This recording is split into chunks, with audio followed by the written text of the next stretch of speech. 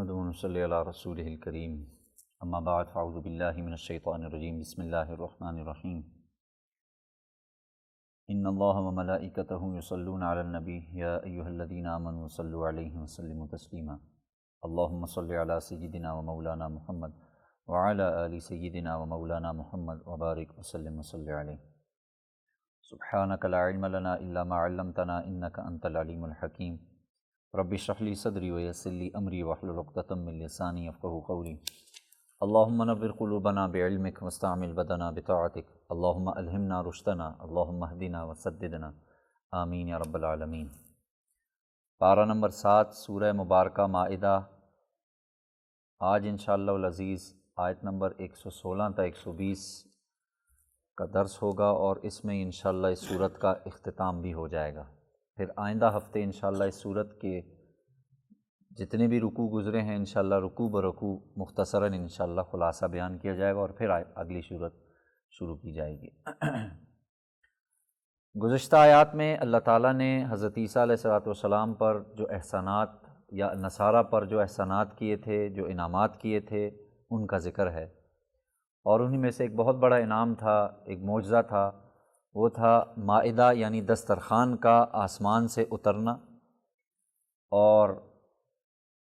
پھر عیسائیوں کا اس میں یا جو عیسیٰ علیہ السلام کے ماننے والے تھے ان کا پھر اس میں جو اللہ کی نعمت کی ناشکری تھی اس کا بیان ہو چکا تھا۔ آج کا جو درس ہے اس درس میں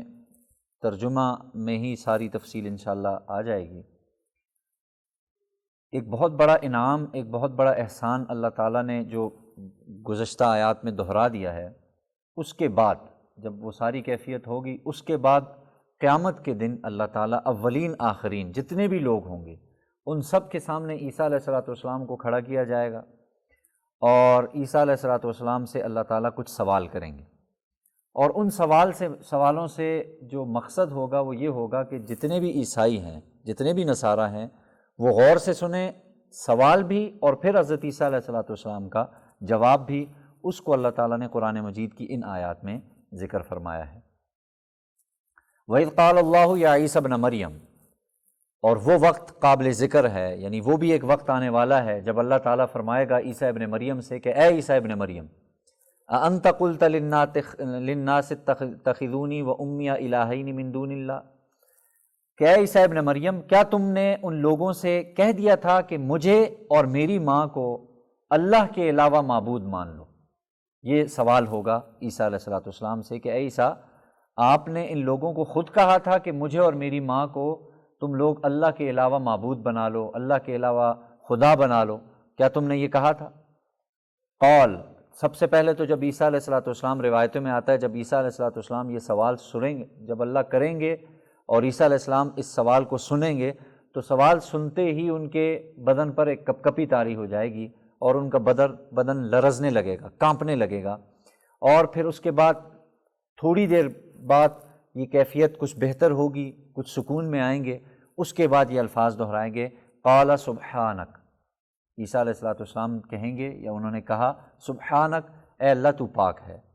ما یکون لی ان اقول ما لیس لی بحق،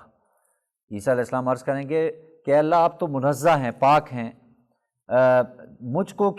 کیا ضرورت تھی، یا مجھے یہ اچھا یعنی مجھے یہ زیبا نہیں دیتا کہ میں آپ کے بارے میں اس قسم کے الفاظ کہوں سوائے حق کے، حق بات کے علاوہ میں نے کوئی ایسی بات ان لوگوں سے نہیں کہی ہے، ان کنت قلتہ فقد علمت، اور آگے پھر عیسیٰ علیہ السلام کہیں گے اگر میں نے کہا ہوگا تو آپ کو اس کا علم ہے، یعنی اللہ آپ تو جانتے ہیں، آپ کے پاس تو سب کا علم ہے، میں نے اولاً تو یہ کہا نہیں ہے، میری نبوت جو آپ نے مجھے دی ہے اس کے شایان شان بھی نہیں ہے،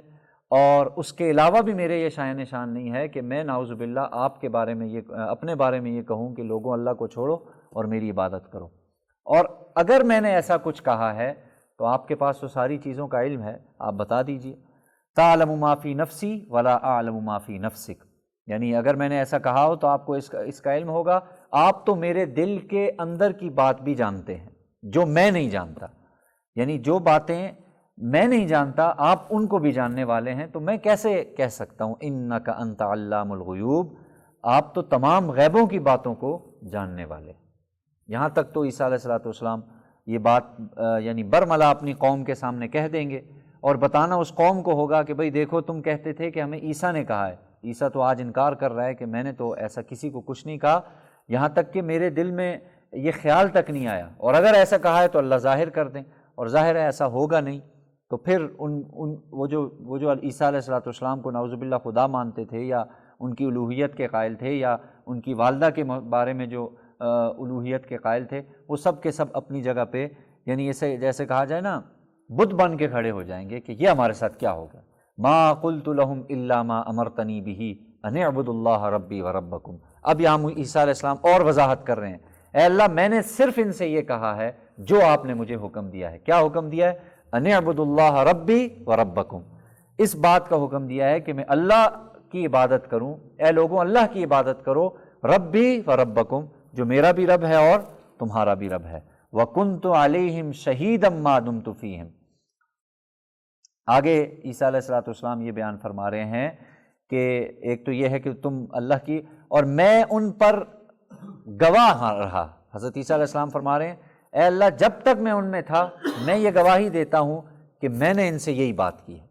فَلَمَّا تَوَفَّيْتَنِي، اور پھر اے اللہ جب میں مر گیا، جب میں اس دنیا سے یعنی تو نے مجھے توفیتنی، یہاں پر موت مراد نہیں ہے، یہاں پر مراد ہے اے اللہ جب تو نے مجھے اٹھا لیا،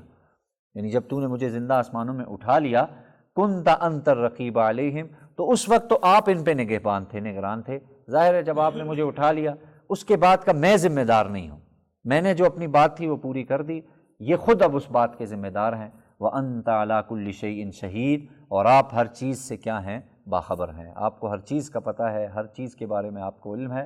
لہٰذا میرے ہوتے ہوئے میں نے کوئی ایسی بات نہیں کی، میرے جانے کے بعد اگر یہ میری طرف کوئی بات منسوب کریں اس میں میرا کوئی اختیار نہیں ہے۔ اگلی جو آیت ہے وہ آیت حضرت عیسیٰ علیہ السلام اللہ تعالیٰ سے کل قیامت کے دن یہ ایک گزارش کریں گے، ایک یوں سمجھ لیجیے اللہ تعالیٰ سے ایک سفارش کریں گے، اللہ تعالیٰ کی رحمت کو سامنے رکھتے ہوئے، اللہ تعالیٰ کی مغفرت کو سامنے رکھتے ہوئے اس آیت کی تلاوت کی جائے، یہ سفارش کی جائے گی، ان تعذبہم فإنہم عبادک،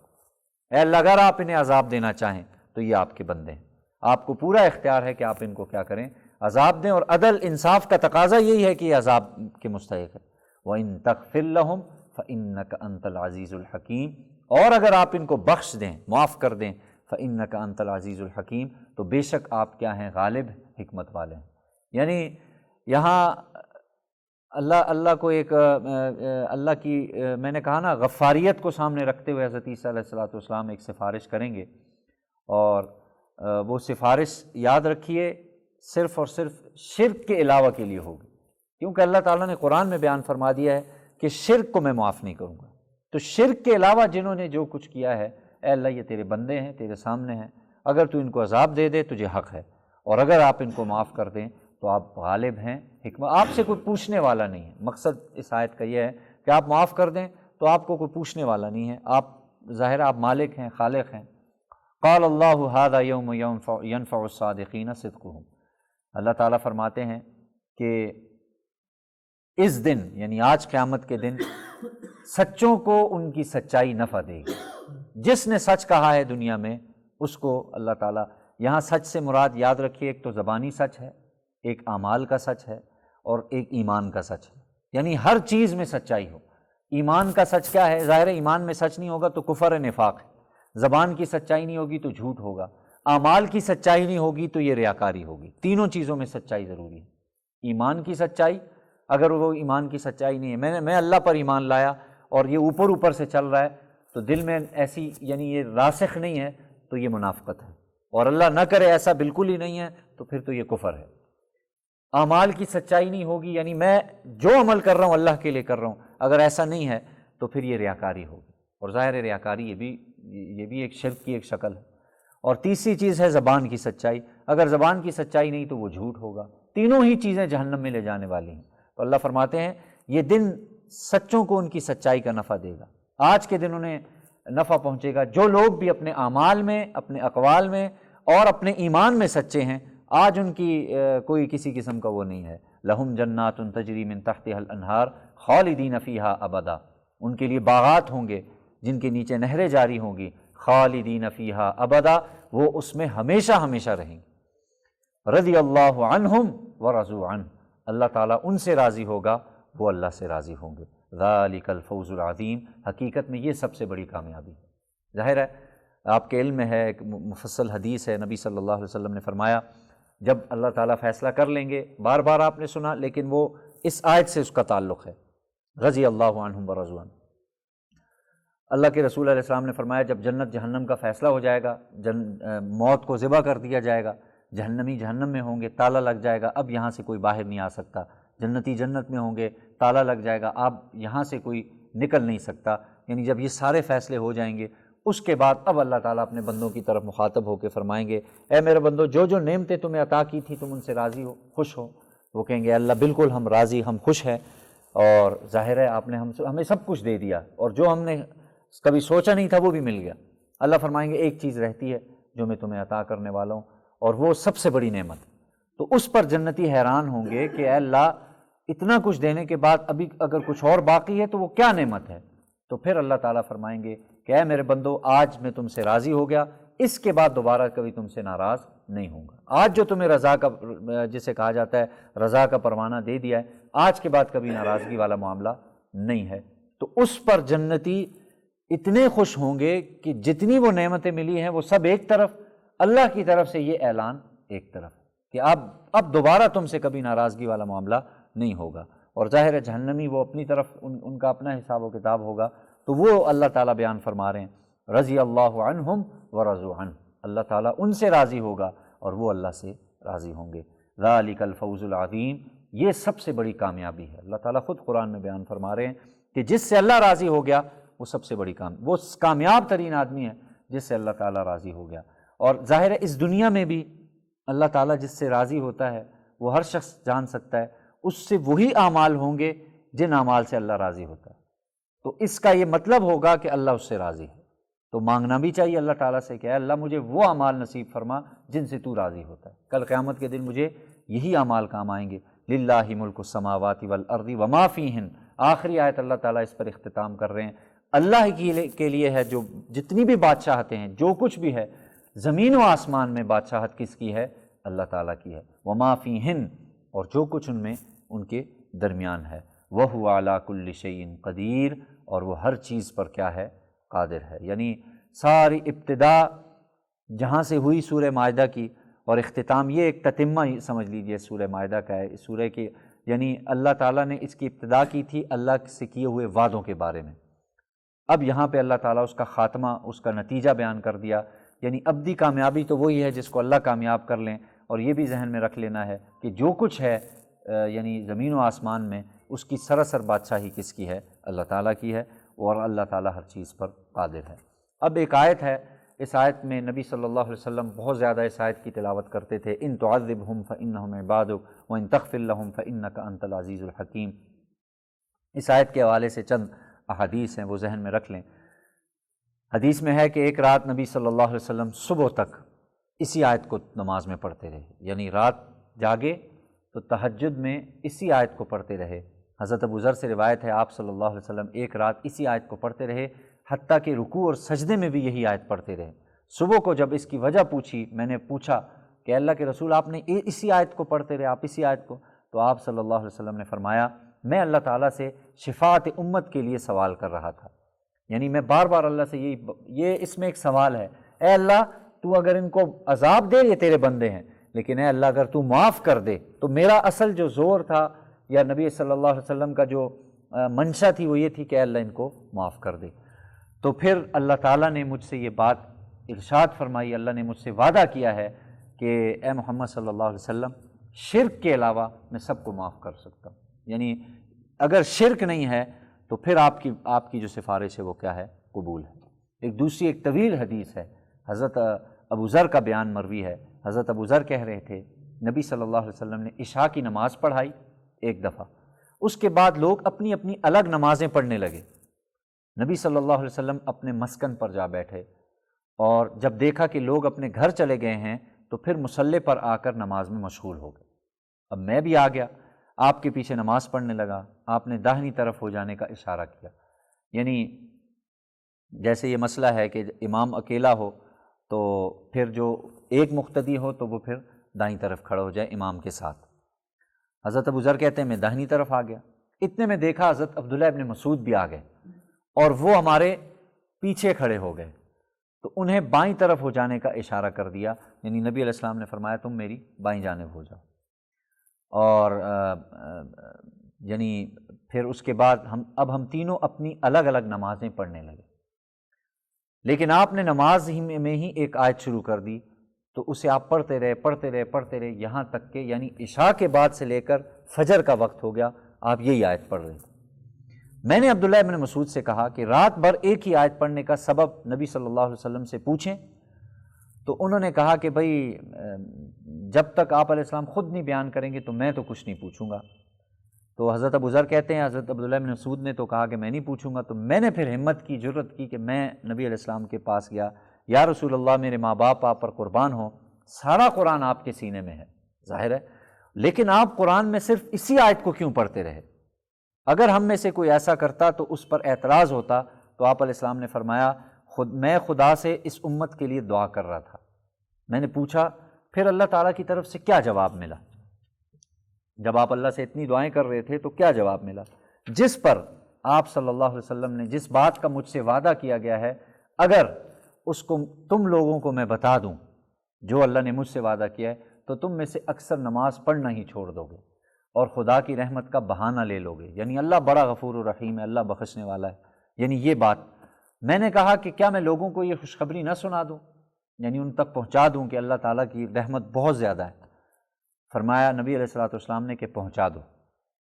میں کچھ ہی دور آگے چلا، حضرت عمر رضی اللہ تعالیٰ عنہ کہنے لگے یا رسول اللہ،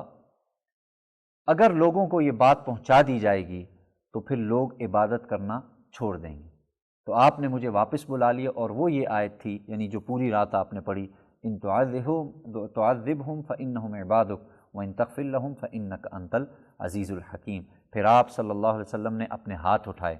اور پھر آپ نے فرمایا اللہم امتی، اے اللہ میری امت، اور پھر آپ صلی اللہ علیہ وسلم رونے لگے، یہاں تک کہ حضرت جبرائیل علیہ السلام کو اللہ نے بھیجا۔ جبرائیل علیہ السلام نے رونے کی وجہ پوچھی تو آپ علیہ السلام نے جواب دیا کہ جبرائیل،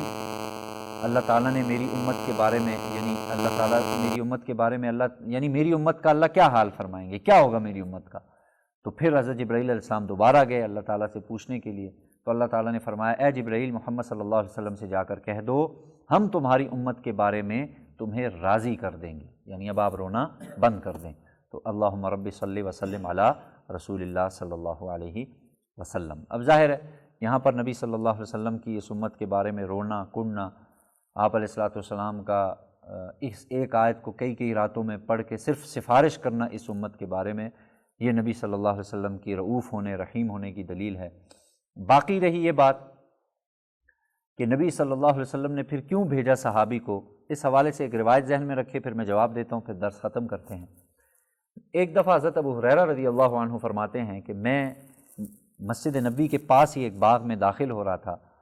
اور نبی علیہ السلام کو دیکھا کہ نبی علیہ السلام اچانک اٹھے اور اس باغ میں داخل ہو۔ حضرت ابو ہریرہ فرماتے میں بھی، چونکہ میں دبلا پتلا تھا، میں بھی داخل ہو گیا ساتھ۔ وہاں جا کے نبی علیہ السلام بیٹھ گئے اور میں بھی بیٹھ گیا۔ اس پر نبی صلی اللہ علیہ وسلم نے فوراً مجھ سے کہا کہ ابو ہریرہ جاؤ، جا کے ابو ہریرہ جس نے لا الہ الا اللہ کہا اللہ اسے جنت میں داخل کرے گا، وہ جنت میں ضرور جائے گا، یعنی وہ جنت میں چلا گیا۔ حضرت ابو ہریرہ فرماتے ہیں کہ میں نے اللہ کے رسول سے پھر عرض کیا اللہ کے رسول، اگر آپ اجازت دیں تو میں لوگوں سے بھی یہ بات نہ کہہ دوں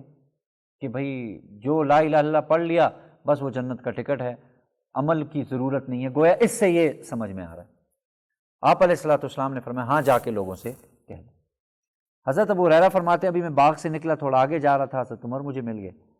مجھے پوچھا کہاں جا رہے ہو؟ میں نے کہا جی اللہ کے رسول نے آج امت کے لیے خوشخبری دی ہے، لوگوں کو سنانے جا رہا ہوں۔ کہا کیا خوشخبری؟ کہا بھئی جو لا الہ الا اللہ کہا وہ جنت میں جائے گا، عمل کی ضرورت کوئی خاص نہیں۔ اب حضرت عمر نے جب یہ سنا تو حضرت عمر نے مجھے روکا، مجھے کہا کہ نہ جانا لوگوں کے پاس۔ میں نے کہا اللہ کے رسول نے مجھے بھیجا ہے۔ حضرت عمر نے مجھے تھپڑ مارا جس سے میں زمین پہ گر گیا۔ اب میں روتا روتا نبی صلی اللہ علیہ وسلم کی خدمت میں، عمر نے مجھے واپس روک دیا اور مجھے مارا بھی ہے۔ اس پر نبی صلی اللہ علیہ وسلم نے حضرت عمر کو بلایا اور بلا کے مجھے بھی بلایا، اور بلانے کے بعد مجھے کہا کہ ٹھیک ہے عمر ٹھیک کہہ رہا ہے، تم لوگوں کے پاس مت جاؤ اور یہ خوشخبری مت سناؤ۔ اس کے بعد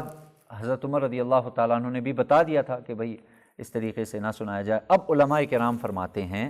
کہ دیکھیں اس سے یہ بات پتہ چلتی ہے، یعنی جو سمجھ میں آتا ہے، کیا نبی علیہ السلام کو نہیں پتہ تھا کہ لوگوں کو بات کہی جائے گی تو لوگ عبادت چھوڑ دیں گے؟ تو عمر رضی اللہ تعالیٰ عنہ کو یہ بات سمجھ آ گئی تھی، تو کیا نبی علیہ السلام کو یہ بات سمجھ میں نہیں آئی تھی؟ یہ ایک اشکال ہوتا ہے، محدثین فرماتے ہیں کہ بھئی نبی علیہ السلام نے کیوں نہیں روکا اور عمر نے کیوں روکا؟ اس کا جواب یہ دیا جاتا ہے کہ نبی صلی اللہ علیہ وسلم نے جس وقت حضرت ابو ہریرہ کو بھیجا کہ جاؤ لوگوں کو خوشخبری سناؤ، اس وقت نبی صلی اللہ علیہ وسلم پر اللہ کی رحمت کا غلبہ تھا، یعنی نبی علیہ السلام پر اس کیفیت میں تھے جس کیفیت میں اللہ کی رحمت 100% غالب تھی۔ جتنی دیر میں حضرت ابو ہریرہ گئے، واپس حضرت عمر جب واپس آئے، دونوں ساتھ آئے، اس وقت تک نبی علیہ السلام سے وہ غلبہ ختم ہو چکا تھا، اس لیے نبی صلی اللہ علیہ وسلم نے فرمایا مت جانا۔ گویا نبی علیہ السلام اپنی جگہ پر 100% کیا تھے، یعنی اللہ کی رحمت میں کھو چکے تھے، اور اتنی رحیم ہے اللہ تعالیٰ، اس وجہ سے جا کے کہا لوگوں سے بھی کہہ دو اللہ بہت رحیم ہے۔ لیکن جب تک واپس آئے تو وہ رحمت کا غلبہ ہٹ چکا تھا، اور پھر آپ نے فرمایا کہ بھئی اب جا کے لوگوں سے مت کہنا، لوگ عمل کرنا چھوڑ دیں گے۔ بہرحال یہ ذہن میں رکھیں، اس سے یہ بات بھی ہے کہ عمل بہت ضروری ہے، کیونکہ اگر ایسا نہ ہوتا پھر آزاد صحابہ کرام بھی بیٹھ جاتے، ہم سب پاؤں پہ پاؤں رکھ کے بیٹھ جاتے۔ عمل کرنا بہت ضروری ہے۔ باقی رہی یہ بات کہ نبی صلی اللہ علیہ وسلم نے یہ جو دعائیں امت کے لیے جو سفارشیں کی ہیں، تو اس حوالے سے اللہ نے فرما دیا تمہیں راضی کریں گے، یعنی آپ کی سفارش قبول کی جائے گی، اور وہ اس طریقے پر راضی ہوگا۔ پہلے 70,000 جیسے ہم درس حدیث میں پڑھتے ہیں، 70,000 لوگ ویسے ہی بغیر حساب کتاب کے چلے گئے، پھر حفاظ لے کے جائیں گے، پھر علماء لے کے جائیں گے، نبی علیہ السلام سفارش کریں گے، تو اس طرح بہت سے لوگ چلے جائیں گے، اور کچھ لوگ ظاہر ہے جہنم میں بھی جائیں گے، اور پھر ایک نہ ایک دن اللہ تعالیٰ ان لوگوں کو بھی نکالیں گے۔ تو یہ ساری خوشخبری یا یہ ساری راضی کرنا، یہ سب اس میں شامل ہے۔ بہرحال اللہ تعالیٰ سے دعا فرمائیے، اللہ تعالیٰ نے یہ جو صورت ہم نے ختم کی ہے، اللہ تعالیٰ اس صورت کو، اس کے ترجمے میں جو غلطی کوتاہی، سمجھانے میں جو غلطی کوتاہی ہوئی، سمجھنے میں ہوئی، اللہ تعالیٰ اس کو معاف فرمائے، اور اس صورت کو اپنی بارگاہ میں قبول و منظور فرمائے۔